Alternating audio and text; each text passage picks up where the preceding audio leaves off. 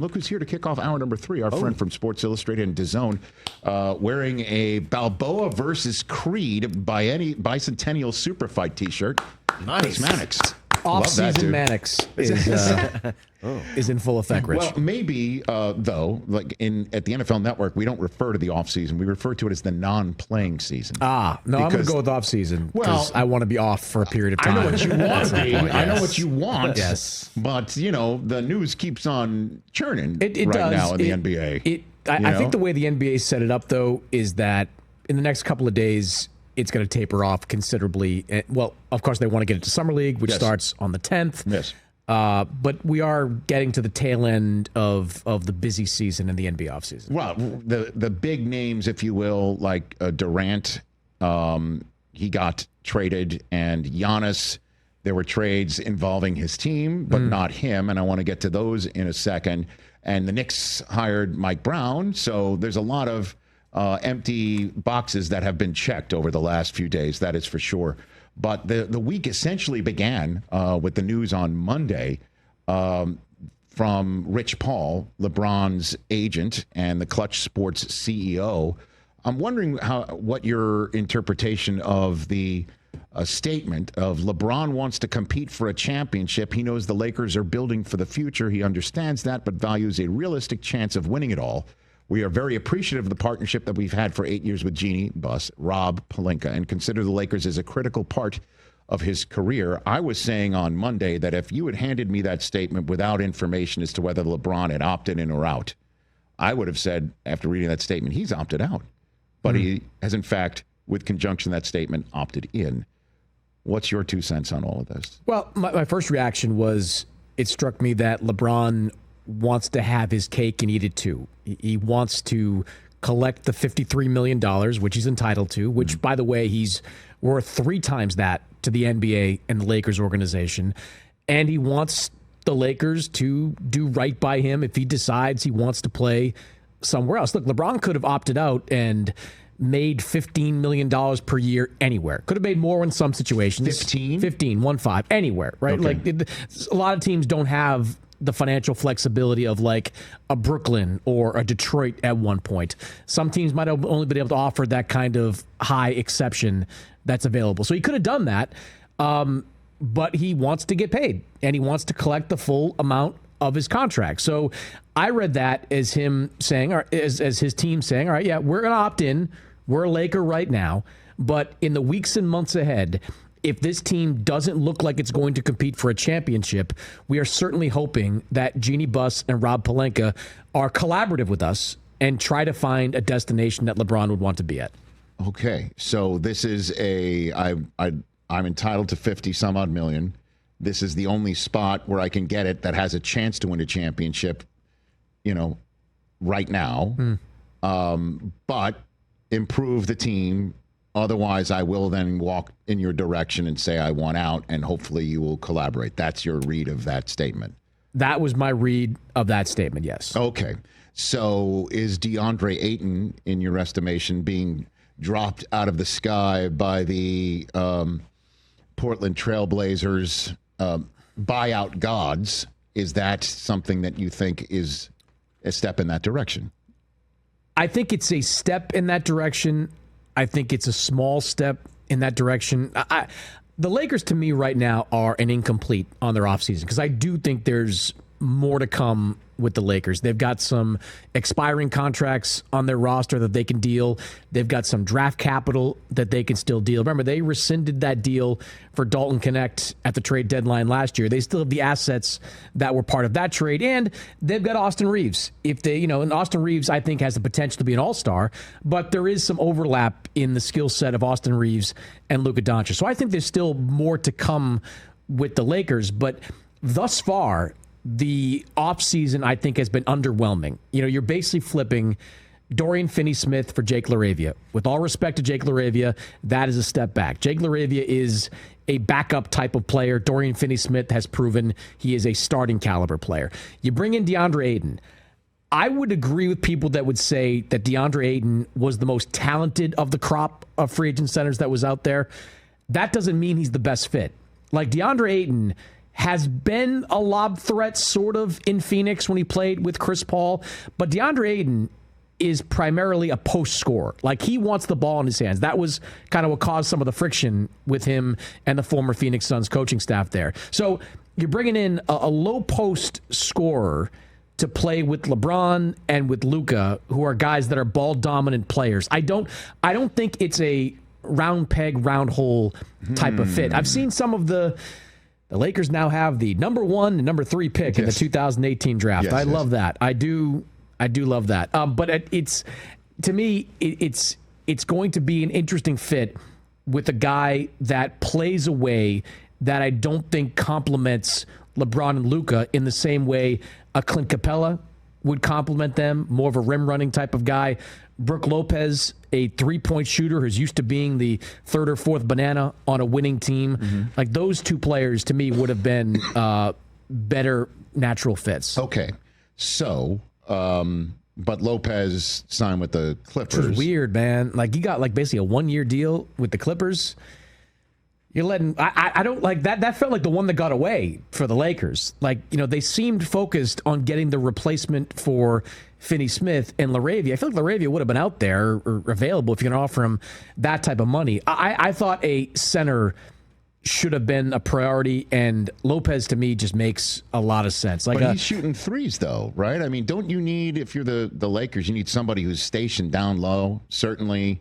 You think? I don't know. I mean, you tell me. No, I mean, I think you want as much floor spacing as you can get. When you have two guys that operate in space as well as any two players in the NBA, getting more shooting, getting more floor spacing has got to be a priority. The Lakers, look, they emphasized this last season under JJ Redick, getting their 3-point attempts up, providing LeBron at that point with more shooters. Brook Lopez can do that. Like, he's a depreciating player. He's in his late 30s right now, but I like the fit of Brook Lopez in LA more than I like the fit right now of DeAndre Ayton. All right, Chris Mannix here in the Rich Eisen Show. Let's move to the Bucks now. What happened in Milwaukee in the last 72 hours?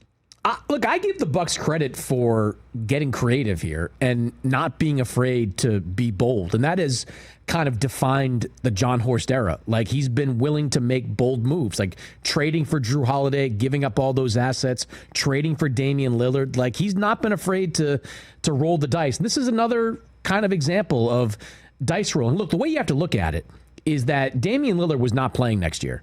So you are getting a player that can play in exchange for a player that cannot. Now, the jury is out on how good Myles Turner is. I have seen a lot of Myles Turner slander out there, Rich. A lot of people have at it. A lot of people calling 29-year-old Myles Turner, who shot 40% from 3 last season, who helped this team get to the finals, like kind of a slightly better version than Brook Lopez. Like, I'm not seeing that. I think Myles Turner is a better version of Brook Lopez. I think he's got more of a runway to get even better. People point to the finals numbers, and no, they weren't good. And the conference finals numbers weren't great either. But that team, Myles Turner was a necessary ingredient to beating Cleveland in the second round. Like, he has been a big part of that team's success, or was a big part of that team's success last year.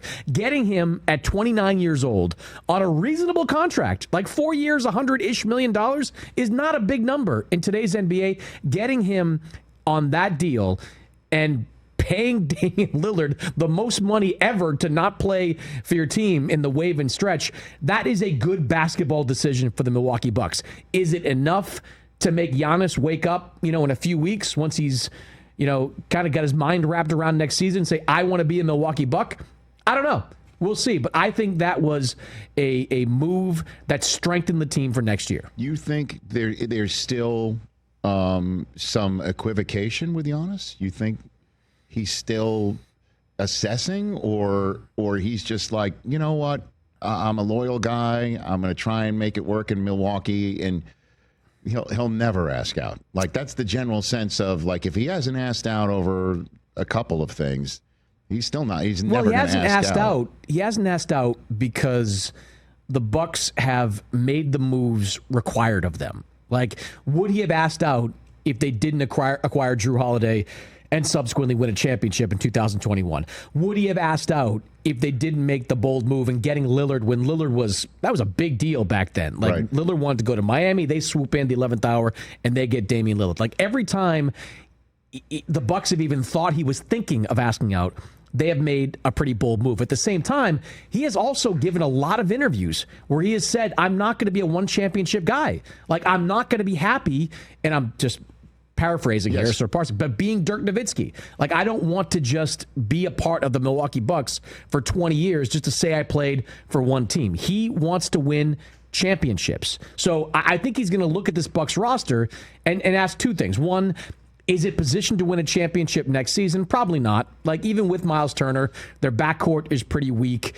Kyle Kuzma didn't show that he was a perfect fit for them last year, but he can go to the front office, have a conversation, and say, like, all right, well, what's the move for next summer? Like, Right. what are we going to do? How do we make this a championship level team? I think there is still an assessment going on with Giannis about his long-term future with the team. And then just long-ranging it here into next spring, is it possible Lillard is rehabbed and ready to go?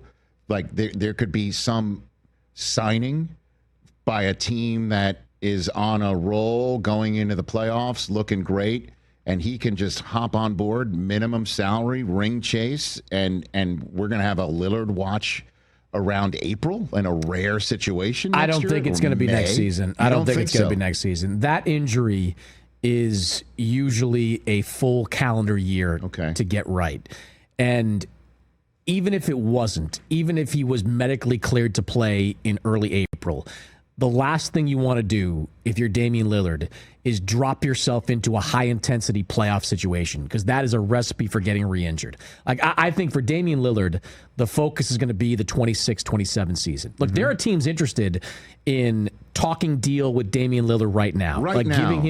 Giving him money to just, he doesn't really need money because he's got the contract, but giving him a deal to rehab with them for the rest of this year and presumably be ready to go in the 26-27 season. Miami has been a long-time destination. Boston has been interested in the past. You just rank the contenders.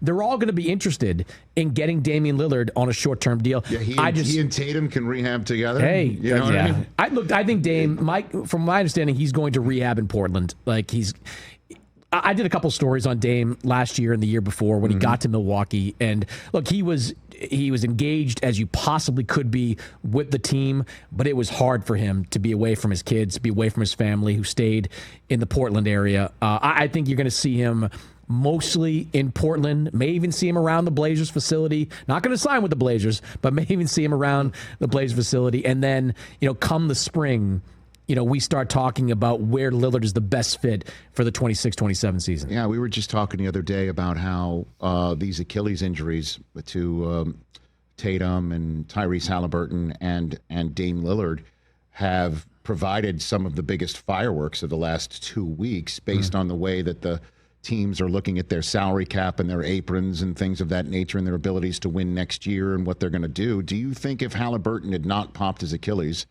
that forget about Game 7, but that's a complete speculation.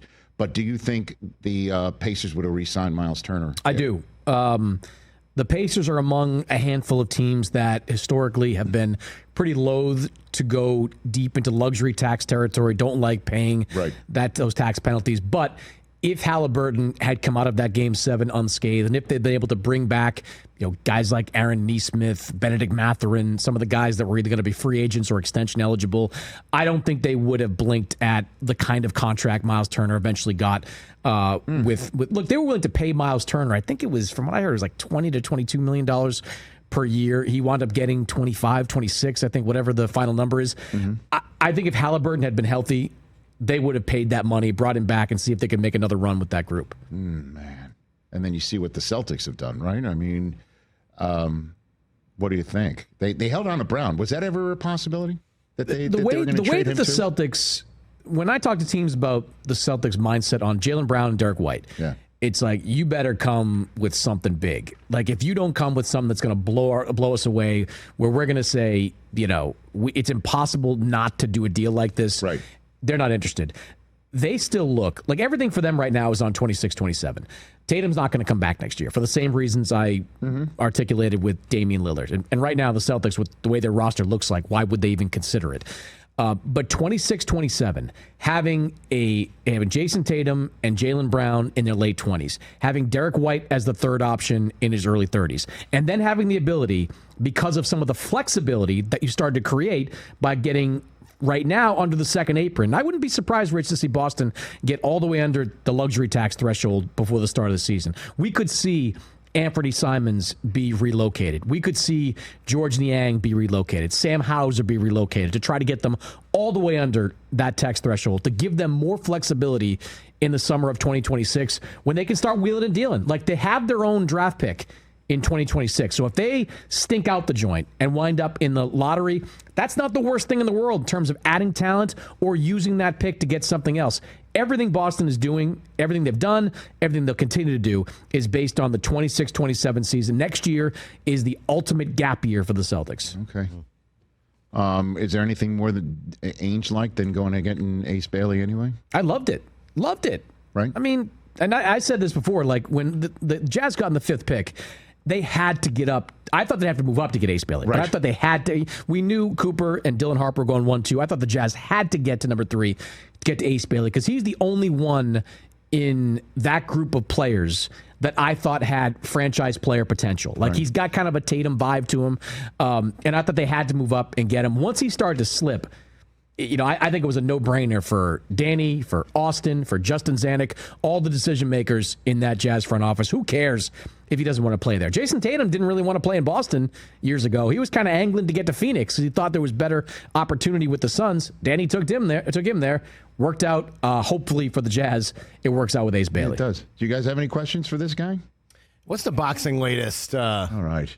Where were you guys last week? Jake Paul was fighting in Anaheim. I expected a live remote from outside. If it wasn't a 60-year-old, we weren't interested. Okay. Is he going to get a real title shot? Did I see that? He is now officially ranked by the WBA, whose cruiserweight champion is Gilberto Ramirez, who fought on Jake's undercard last weekend. So he can now officially fight for a title. I don't think his next fight will be a title fight. I think his next fight will probably wind up being more of an event like Mike Tyson was, like some of these other YouTuber MMA guys have been. Oh, okay. Yeah. I just thought he was going to fight a 70-year-old this time. No. His days of... Then we would be doing remotes from out front, man. You were right down the street. Brought to you by the AARP. You know what I mean? Like, we'd have gotten complete and total blanket coverage. Has the luster kind of been worn off a little bit on the J. Cole fight show thing? I mean, you can't really say that because a year ago they did like 100 million viewers or whatever it was on Netflix against Tyson. This event in Anaheim, I called the fight for DAZN. The live gate was about 1.5 million, which is a good number. I don't know what the pay-per-view buys were, but on social media, the interaction was still pretty strong. Okay. He fought look, Julio Cesar Chavez Jr., who he fought and beat, stinks. But for you didn't even give him, with all due respect. No, you didn't even like Jake LaRavia. No, like he stinks. You did I gave him the benefit of the doubt before the fight. Like he's 39 years old and so far removed from being his best days. But he is a former middleweight champion of the world who has fought against some of the very best in boxing in his relatively recent pro career. So I give Jake credit for taking on that caliber of opponent this early in his professional boxing career. I don't think he's going to be angling for or ready for a world title shot against one of the established cruiserweight champions anytime soon. All right, Chris, let's talk real boxing. Man. Enough with this sideshow stuff, bro. Canelo Crawford, let's go. Talk to me, baby. Why should we tell everybody why they should be excited about this fight? It's the most marketable fight that you can see in professional boxing. Terrence Crawford still arguably number 1 on the pound-for-pound list. Canelo Alvarez still the biggest box office draw and the king of the super middleweight division. So it's the right fight to make for both these guys to make a lot of money. My concern with Crawford is that it's a lot of weight to put on in a short period of time. Terrence Crawford is effectively a 147-pounder. Like, he has one fight above that and didn't look great in that fight against Israel Madrimov last summer in his first fight at 154. Now he's going up another 14 pounds. And say what you want about Canelo. He's not what he used to be. He's not the destroyer that ran through middleweight and super middleweight. The guy still hits like a mule. And if you stand in front of him, he is going to hurt you with some of those power shots. So I just don't know. Look, it's going to be competitive because Crawford's great. But I just don't see how Crawford hits Canelo enough to win a decision. And I certainly don't see Crawford knocking out a fighter with the granite chin of Canelo Alvarez. Yeah, it's like, back in wrestling, Gorilla Monsoon used to always say, if you take two competitors of equal skill, a big man is always going to beat a little man just because of that size difference. And natural weight for Canelo. And look, everybody's talking about Canelo's age. Crawford's older than Canelo Alvarez. So I don't know. It's going to be it's on Netflix. It's at Allegiant Stadium. It's going to be wild. Huge, it's going to be a great scene on fight night. I just think, to your point, that the better big man, I would favor to beat the better small man. You're not asking the proper question about Canelo Alvarez, so let me do it to wrap this conversation up. Course. How's his golf game? Yep. Do you know what his golf game looks like? I don't know. You were a golfer with him. Did you go to that invitational? I'm going to American Century That's Championship. right. I will be in the same field That's right. as Canelo Alvarez next week, one of 92. I won't get in the ring with him, but I will step on the golf course with him. Is he any good? Do you know anything about his golf game? I think he's pretty good. Like, one of the reasons that I thought I could get at least a boxer. I think certainly with a stable for scoring system. I don't know your game well enough to say that you can take him yet, but he has held a lot of training camps in Lake Tahoe and in San Diego. So my guess is he's playing a lot of golf on the side. So I don't know if he's at a Steph Curry level of golfer, which is probably one of the highest of non-golfer athletes. Yes. But I think he's pretty up there. I don't know if Canelo's in the field this year, Rich. I saw that he is. Oh, I don't see him on the odd sheet. Well, maybe I don't know. Maybe they just don't know. But he was as of last week. So we'll see. I never get invited to those things. I'll let you know. I'm not. It's my first invite in 21 years, so let me get established. I'll see what I can do. Yeah, see if you can put a word in for me. Yeah, I'll do that. Thanks for coming in, brother. My pleasure. You got it. That's Chris Mannix. Everybody check him out on DAZN and, of course, Sports Illustrated. Catch the Rich Eisen Show live weekdays from 12 to 3 p.m. Eastern on Roku Sports Channel in the U.S.